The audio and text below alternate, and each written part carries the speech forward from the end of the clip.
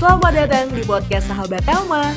Podcast ini akan menghadirkan orang-orang inspiratif yang membahas tentang riset, building information modeling atau BIM, teknologi terbaru, dan edukasi lainnya yang dilakukan oleh Hutama Karya. Selamat menyaksikan.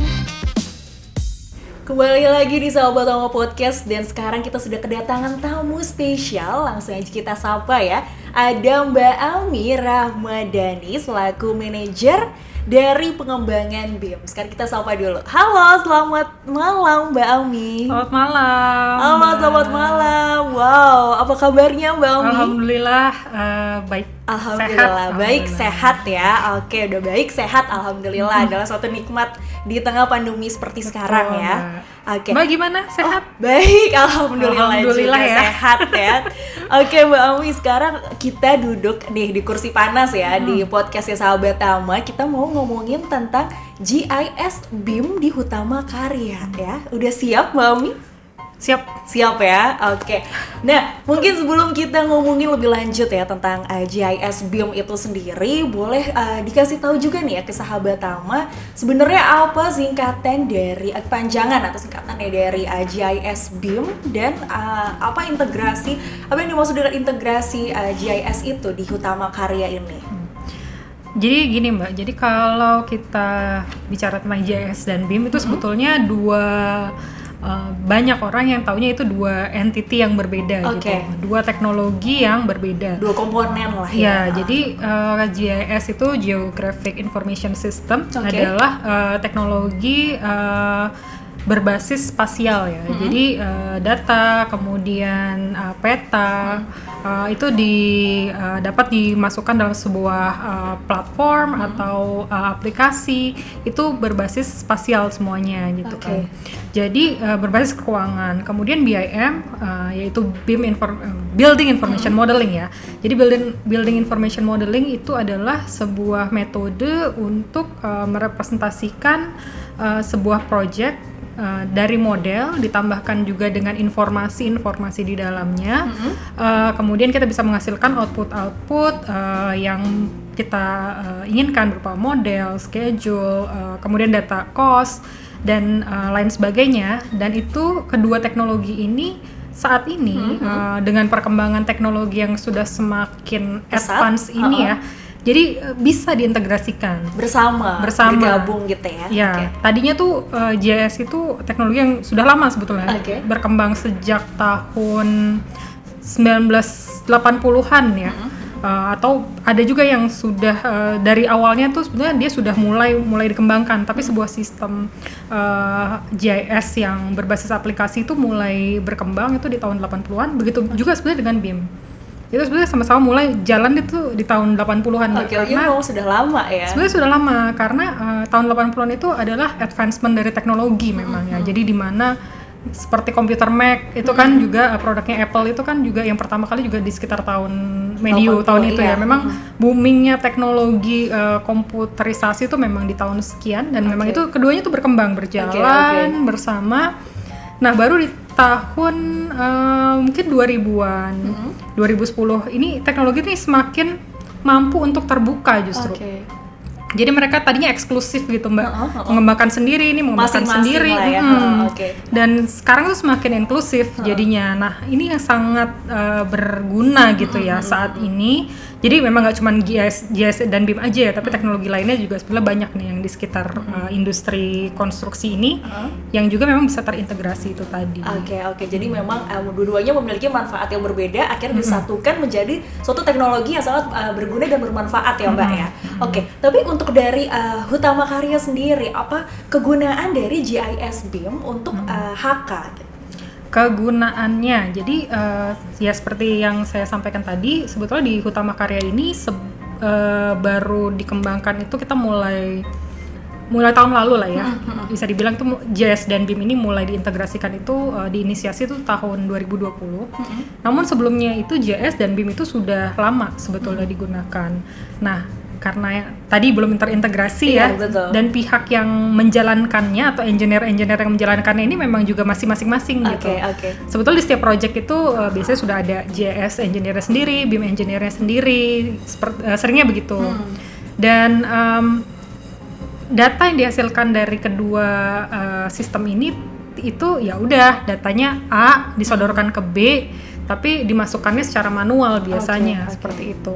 Nah, kenapa kita ingin mengintegrasikan? Karena HK ini melihat sebuah peluang transformasi digital ya. Salah satunya adalah mengembangkan dan mengintegrasikan data.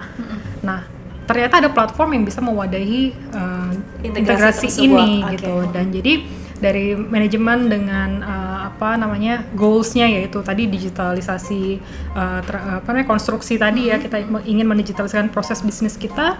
Kemudian ada platform yang bisa mewadahi. Nah, maka kita mulai dengan studi-studi, kemudian pilot project hingga kita implementasi ke kalau di HK itu BUJT untuk Badan Usaha Jalan Tol, dan juga jasa konstruksinya di kontraktornya. Itu di divisi-divisi juga sudah mulai kita implementasikan hal tersebut. Tapi apakah ini merupakan satu terobosan pertama dan baru? Karena ini kan adalah sebuah inovasi ya Mbak Ami ya. Apakah akhirnya ini menjadi suatu terobosan pertama kah? Atau memang sebelumnya memang sudah ada untuk mengintegrasikan dua teknologi tersebut?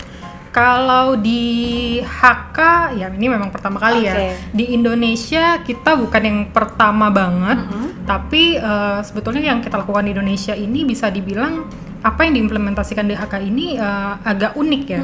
Karena memang dari basisnya yaitu fungsinya A, B, C misalnya seperti itu ya. Ini digali, dikupas dan pas kita proses implementasi itu benar-benar explore lebih lah. Iya, explore lebih, dan dari tim implementatornya itu juga curiosity-nya tuh tinggi gitu. Jadi kayak kita udah kan kita dibantu juga ya dengan tim dari vendor untuk implementasi. Udah disediakan seperti apa yang diminta dari brainstorm pertama, kemudian seperti ada cycle lagi gitu untuk menambahkan fungsi, menambahkan yang lainnya hingga akhirnya kita mulai juga untuk menambahkan fitur-fitur sendiri karena upgrade berarti lama-lama kita sudah paham nih prinsipnya. Berarti intinya sebuah platform ini bisa mengintegrasikan banyak data-data dengan sistem istilahnya seperti melapiskan data seperti itu ya. Jadi setelah paham fungsi dasarnya, jadi kita bisa explore sendiri gitu. Yang menurut saya cukup unik sih itu ya. Jadi bisa dibilang awalnya memang membutuhkan bantuan dari vendor gitu ya, tapi pada akhirnya bisa otodidak sendiri, explore sendiri lumayan, gitu. Nah, kalau misalnya kita juga ngomongin tentang GIS BIM, sebenarnya apa sih yang bikin GIS BIM ini lebih spesial dibandingkan dengan metode atau teknologi lainnya? Yang membuat lebih spesialnya adalah karena teknologi ini jadi tadinya yang BIM itu kita pandang sebagai sebuah teknologi yang wow gitu ya. Kayaknya tuh udah wah keren banget nih gitu. Dari kita tadinya bikin manual secara 2 dimensi, kemudian kita bikin secara 3 dimensi, kemudian ada teknologi BIM, itu rasanya sudah wow banget gitu. Tapi begitu diintegrasikan dengan GIS, konteks keruangannya itu menjadi make sense gitu Mbak. Jadi kita menambahkan data di BIM, ada koordinat, ada konteks geospasialnya juga, tetapi sebelum dia dikoneksikan dengan GIS, kita belum merasakan sifat keruangannya dari project yang sedang kita kerjakan ini gitu. Begitu dimasukkan ke dalam diintegrasikan dengan GIS, ditambahkan dengan informasi lainnya seperti data-data terkini ya, data raster terkini, kemudian informasi-informasi progres project terkini. Konteks dari project itu bisa menjadi gambaran yang sangat detail dan memberi semua stakeholder yang melihat itu paham gitu Mbak. Jadi lebih mudah kita untuk berkoordinasi seperti itu. Jadi itu adalah suatu poin yang memang membuat GIS ini lebih spesial ya dibandingkan dengan metode lainnya gitu. Tadi Mbak Ami sempat mention soal stakeholder. Ini saya juga penasaran nih, apakah stakeholder di luar sana yang bisa include pemerintah mungkin atau kontraktor atau umum, masyarakat umum gitu. Apakah menerima teknologi ini dengan positif, tanggapan yang positif, atau justru awalnya menolak dulu nih karena merupakan satu penggabungan dua teknologi yang bisa dibilang baru kan gitu. Bagaimana untuk tanggapan dari stakeholder tersebut? Iya, jadi kalau ke secara umum ya, jadi GIS tersendiri ini memang sudah banyak digunakan di oleh organisasi atau seperti kementerian, lembaga yang memang menyediakan sebuah peta dengan konteks atau database sesuai dengan organisasinya mereka. Contohnya ada peta data, misalnya kan yang sederhana ada misalnya logistik seperti itu ya, ada titik-titik logistik itu misalnya kayak pelabuhan ada di mana saja, airport ada di mana saja, itu kan ada kementerian yang memiliki data seperti itu ya. Kemudian ada lagi yang lain, data mengenai misalnya pertanahan seperti itu kan sudah ada plot tanah yang juga ada datanya. Terlihat ya, ya, dan itu sering banyak yang sudah bisa diakses oleh publik. Itu adalah GIS tersendiri.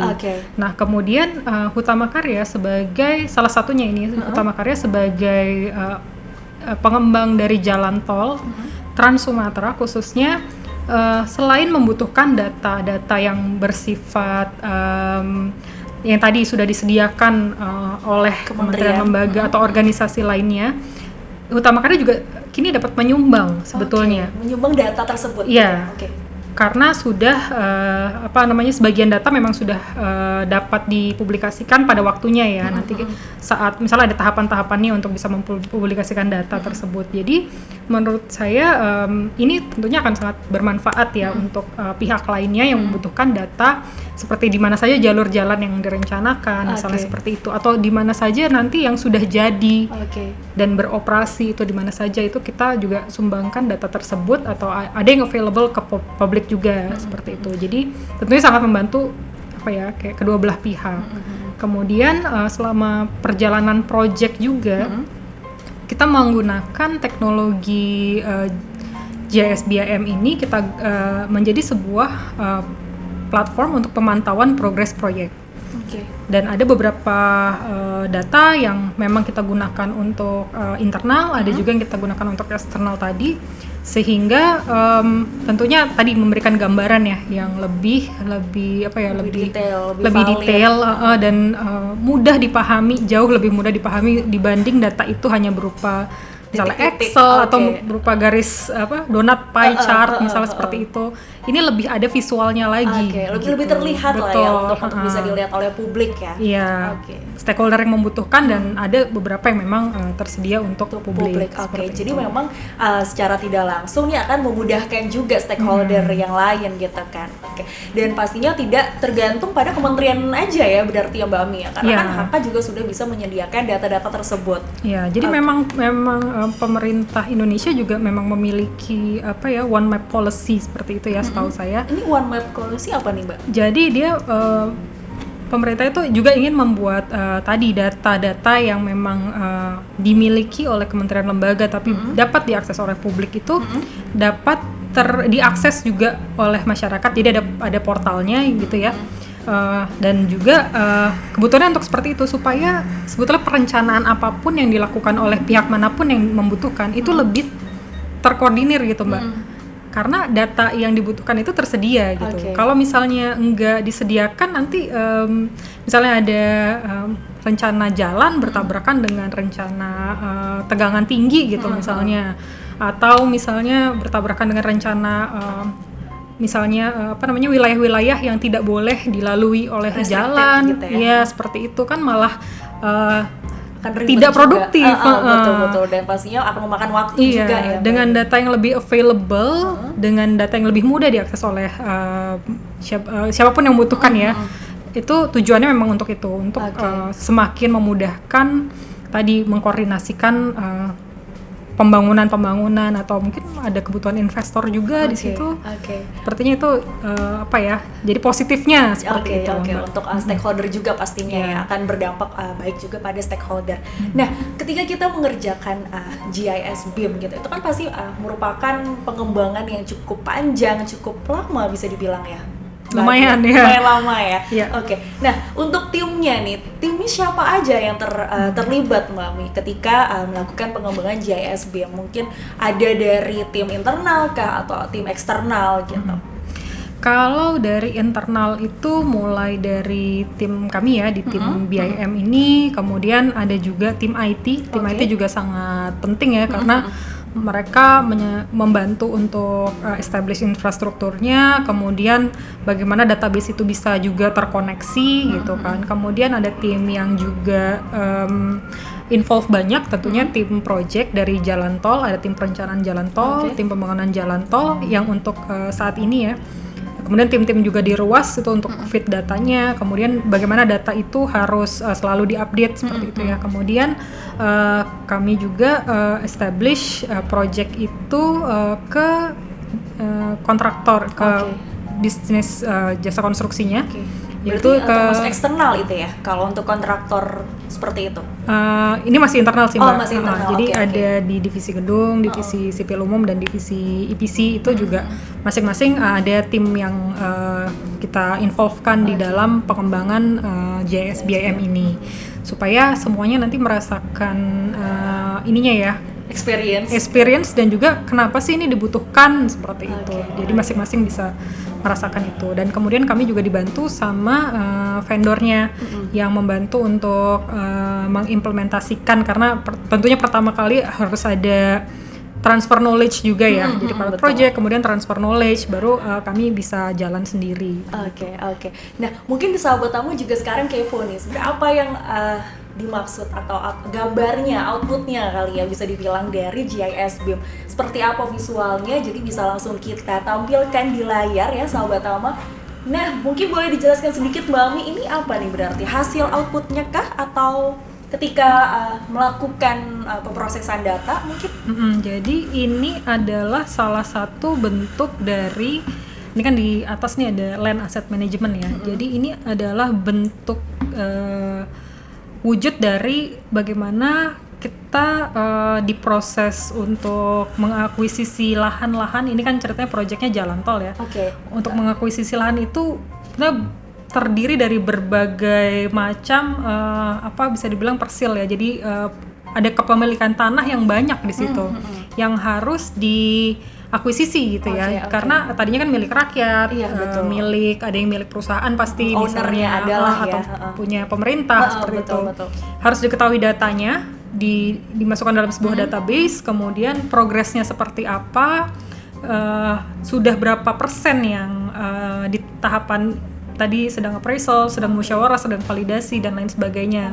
Berarti dari sini terus pindah ke sini. Jadi dari data yang ada di sini itu kemudian disarikan ke dalam satu diagram grafis diagram yang grafis seperti ini. Jadi kita bisa lihat sudah dalam satu ruas saja ini sudah berapa persen misalnya yang terakuisisi. Kemudian apabila ada kebuntuan misalnya gitu ya, blunder lah ya. Iya, maksudnya kalau kita report ke stakeholder juga melihat secara data gitu kan, supaya decisionnya itu berdasarkan data tadi seperti itu, nggak berdasarkan maksudnya angka-angka yang susah dicerna lah kayak gitu, tapi berdasarkan data ini.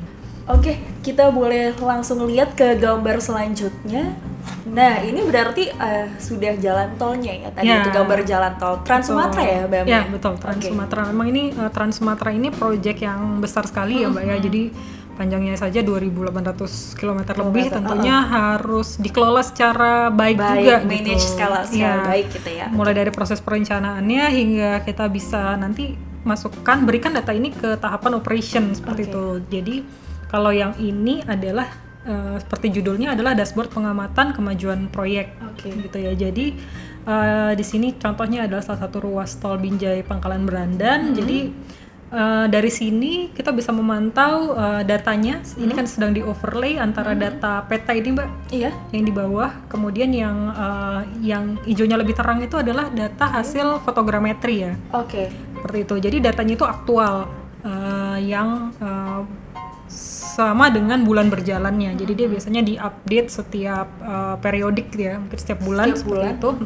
Sehingga proses di lapangan itu kelihatan, Mbak, nanti gitu. Nah, kemudian kita bandingkan dengan yang tadi, yang ini, Mbak, yang kelihatan secara 3D ini. Ini adalah model BIM-nya. Itu. Jadi visualnya jadi lebih terlihat jelas ya. Ya, seperti itu. Jadi tidak hanya yang model saja, tapi juga realitinya seperti apa gitu. Jadi virtual dan realitinya kita gabungkan gitu di dalam platform ini untuk pemantauan. Kemudian data-data yang mengelilinginya adalah antara lain seperti ini, informasi pembebasan lahan, sudah sejauh mana, kemudian ada progres-progresnya juga sudah sampai mana, itu juga kita bisa lihat. Kemudian secara detail ada di sebelah kanan apa-apa saja yang bisa didapatkan. Gitu. Dan ini diupdate setiap bulan kah? Atau gimana nih Mbak? Iya, biasanya periodik, ada yang per 2 minggu misalnya, ada juga yang per bulan, seperti itu, tergantung dari data-data apa saja yang dibutuhkan. Oke. Boleh di next, berarti kita coba ke, ini apa nih Mbak? Nah, kalau ini project yang lain lagi. Tadi kan jalan ya Mbak ya. Ini project yang gedung. Oh, gedung. Ya, jadi kalau gedung memang lebih menarik karena kelihatan tinggi gitu Mbak ya. Betul. Kalau jalan tuh tadi saya ambil sepotong aja nih gitu. Di zoom gitu, karena jalan itu makanya karakternya sebenarnya beda Mbak. Jadi apa yang dilaporkan di dalam sebuah dashboard ini juga berbeda gitu. Tergantung dengan bangunannya. Betul, tergantung jenis proyeknya. Jadi dari jenis proyek itu bisa memunculkan kebutuhan datanya apa saja gitu. Tapi pada dasarnya memang pemantauan. Jadi progres proyeknya seperti apa terlihat dilaporkan. Kemudian ini kayak berapa hari lagi nih sisanya, seperti itu. Kemudian yang sebelah kiri itu ya. Kemudian contohnya ada sampai ada ramalan cuaca gitu ya Mbak? Iya Mbak, jadi kalau kita lihat dari jauh nih Mbak, dari sini ya, misalnya manajemen itu bisa memantau, di sana delay, ternyata lagi hujan, lagi badai. Misalnya seperti itu ya. Di sini ada weathernya seperti itu. Dan di sini juga misalnya ada CCTV-nya juga, itu bisa dipantau seperti itu kan. Kemudian ini juga layernya antara lain modelnya ini Mbak, model BIM-nya di layer dengan data fotogrametrinya itu tadi. Kemudian di bawahnya ada map-nya seperti berarti memang tanah dan rumah-rumah di sekelilingnya itu juga masuk ya, include ke dalam BIM-nya tersebut gitu. Iya, tergantung sejauh mana kita, tadi kalau dengan BIM-nya kita memodelkannya sejauh mana, kalau dari data fotogrameternya kita meng-capture-nya tuh sejauh mana. Oke, boleh di next ke foto selanjutnya. Nah, ini jalan tol, bendungan. Ya, kalau ini proyeknya bendungan. Kalau bendungan itu ya tentunya berbeda lagi ya, dia sifatnya horizontal, panjang, tapi dalam satu area. Kalau tadi jalan tol kan panjangnya tuh panjang banget, sampai hampir nggak kelihatan, berupa garis saja gitu ya dari jauh ya. Nah, kalau ini kita bisa bandingkan antara hasil fotogrametri juga yang kanan dan yang di kiri ini adalah BIM-nya. Model BIM-nya dengan map GIS map-nya. Seperti itu. Isinya juga kurang lebih sama, tapi kemudian di layer-layer data di sampingnya itu berbeda-beda. Jadi memang masing-masing project ya yang perlu di-report itu berbeda-beda.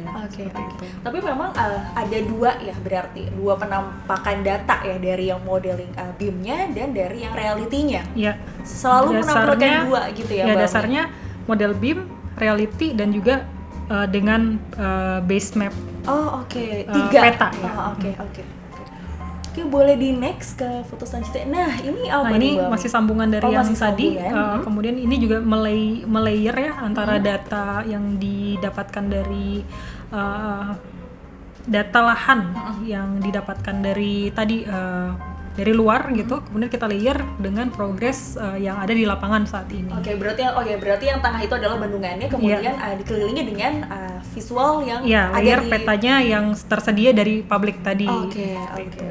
Wow, berarti memang ini berarti seperti maps ya Mbak Mi ya, dari atas gitu. Nah, ini tergantung view-nya gitu. Jadi kalau yang kayak tadi sebelumnya kan bisa di rotate gitu Mbak ya. Iya, betul. Ini berarti dari atas. Nah, kalau ngeliat gini kan Mbak tuh bisa ngelihat bahwa bisa memahami ya, walaupun cuma ngelihat begini kan betul. Nggak perlu orang yang terlalu paham teknis banget, kecuali pengen dijelasin satu-satu gitu ya. Tapi kurang lebih Mbak bisa tahu kan ini proyek apa, kemudian dengan datanya ini lagi di mana, kemudian projectnya yang mana, apa bangunannya sih yang mana, kayak gitu.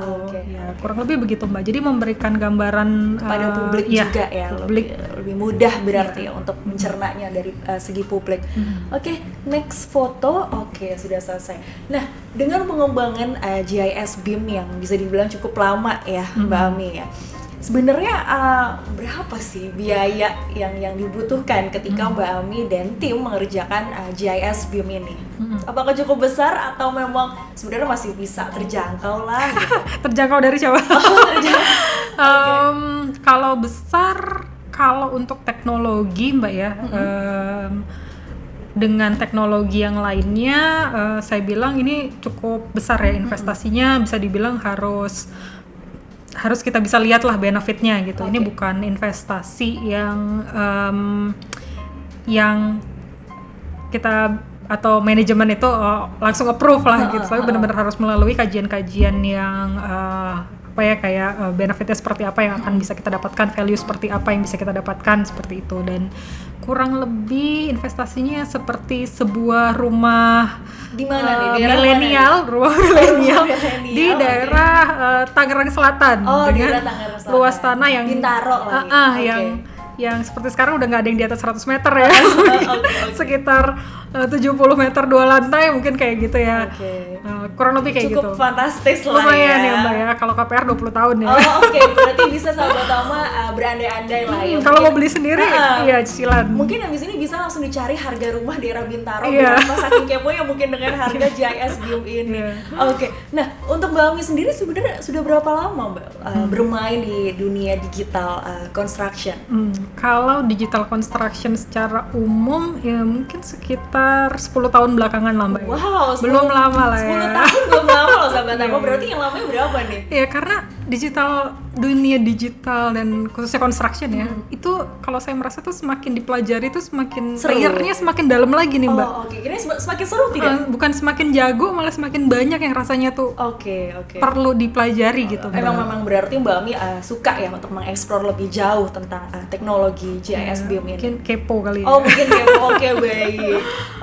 Wow, tapi dari selama 10 tahun bekerja gitu ya dengan dunia digital construction, ada nggak hal unik yang selama ini Mbak Ami temui gitu ketika mengerjakan GIS BIM gitu atau digital construction lainnya? Kalau tentang GIS BIM ini kalau dari pengalaman saya sih pertama kali saya mempelajari ini, kemudian melakukan kajian-kajian dalam hal ini, bisa dibilang prakteknya begitu implementasi itu ternyata jauh lebih kompleks gitu dibanding yang saya duga. Teorinya begini, prakteknya kemudian sebetulnya kompleks karena memang tadi untuk kita mendapatkan data yang akurat itu melibatkan proses juga, inputnya itu juga harus berkualitas gitu ya Mbak ya, supaya outputnya tuh juga berkualitas gitu kan. Jadi untuk mendapatkan data yang akurat tadi memang butuh data yang sering diupdate, kemudian terintegrasi juga datanya. Jadi datanya itu nggak bisa sekedar ada aja, tapi juga harus dimasukkan dengan misalnya data tadi konstruksinya tanggal berapa, kemudian misalnya nanti mau dimasukkan dengan data lain seperti progresnya sudah sampai mana dalam model BIM, kemudian data-data yang lainnya itu harus selalu diupdate dan selalu sama gitu Mbak, satu sama lainnya gitu, supaya nanti datanya tuh klak gitulah, nyambung. Kalau misalnya ini ngomong A ngomong B ntar gini gitu, jadi bersinggungan jadi malah match ya, harus match gitu. Kalau enggak datanya crash lah, atau misalnya tidak ketemu, fail, bisa dibilang seperti itu. Jadi pengujian data, kemudian secara teori seperti ini, kemudian dipraktekannya tidak langsung jadi gitu lah Mbak. Jadi perlu testing, kemudian perlu tadi kita kolaborasi ya sama tim dari proyek, tim dari divisi-divisi lain, kemudian tim IT juga penting banget. Jadi saya semakin kompleks. Iya, tadinya kurang paham misalnya gitu ya secara konteks secara keseluruhannya, sekarang jadi semakin tadi Mbak, seperti saya bilang, saya semakin belajar lagi gitu ke dalam-dalamnya gitu. Jadi menurut saya ini tadinya saya misalnya lebih banyak ke BIM-nya aja nih Mbak. Sekarang saya juga banyak mempelajari ke GIS-nya, kemudian konteks juga IT-nya juga harus saya lebih pahami lagi gitu. Jadi buat saya sendiri ini merupakan sebuah proses belajar atau memahami hal lain lagi gitu, di luar lagi gitu. Jadi kembali lagi tadi digital construction ini Mm-hmm. memang layernya tuh banyak. Jadi belajar dari hal satu kemudian bersambung ke hal-hal lainnya. Oke, rantai ya berarti ya. Oke, akan terus berkembang. Nah, kemudian untuk pesan nih kepada para calon-calon engineer di luar sana yang ingin mempelajari tentang GIS BIM ini sendiri, karena kan pasti ini adalah suatu pengembangan teknologi yang akan masih jauh ya Mbak Ami ya. Maksudnya akan terus berkembang pesat gitu kan, yang namanya teknologi pasti tidak akan stagnan gitu. Adakah pesan-pesan khusus yang pengen Mbak Ami sampaikan kepada mereka? Kalau sepertinya sebenarnya ini sebuah tuntutan Mbak ya. Kita tuh mendigitalisasi proses kerja kita itu kalau buat yang ingin maju ya, teman-teman yang ingin tentunya masih panjang gitu ya masa depannya dalam industri ini gitu. Saya rasa jangan mengotakkan diri kita terhadap satu teknologi atau skill mungkin ya, bahkan gitu. Kita punya expertise dalam hal sesuatu, tapi kita harus selalu open terhadap hal-hal di sekitarnya, teknologi-teknologi di sekitarnya, karena sekarang semuanya kayak blend gitu ya. Teknologi itu mulai dari artificial intelligence itu bisa juga dimasukkan di dalam hal GIS BIM ini. Diintegrasikan bersama tuh sangat bisa ya. Iya, berarti big data segala macam itu harus kita pahami konteksnya dulu secara meluas, kemudian kita pelajari satu persatu, kita dalami juga satu persatu gitu. Karena dan nggak berhenti belajar juga Mbak ya. Betul. Karena ya seperti tadi ini smartphone kita ini aja baru kita pakai sepersekiannya ya dari kemampuannya gitu ya. Begitu juga dengan teknologi konstruksi ini secara meluas. Jadi belajar terus sih itu paling. Oke. Jangan mengkotak-kotakan dan pastinya terus belajar ya. Apalagi untuk digital construction yang akan terus berkembang pesat ya Mbak Ami ya. Oke, wow, terima kasih sekali Mbak Ami sudah datang di Sahabat Tama Podcast, sudah berbagi cerita tentang GIS BIM. Terima kasih Mbak Ami. Sama-sama, semoga dapat bermanfaat ya. Oke, semoga juga Sahabat Tama bisa mengambil pelajaran ya, dan pasti akan terus termotivasi dari ceritanya Mbak Ami. Dan terima kasih juga untuk Sahabat Tama yang sudah menyaksikan podcast Sahabat Tama, dan jangan lupa untuk terus menyaksikan podcast Sahabat Tama di YouTube-nya Sahabat Tama. Sampai jumpa lagi.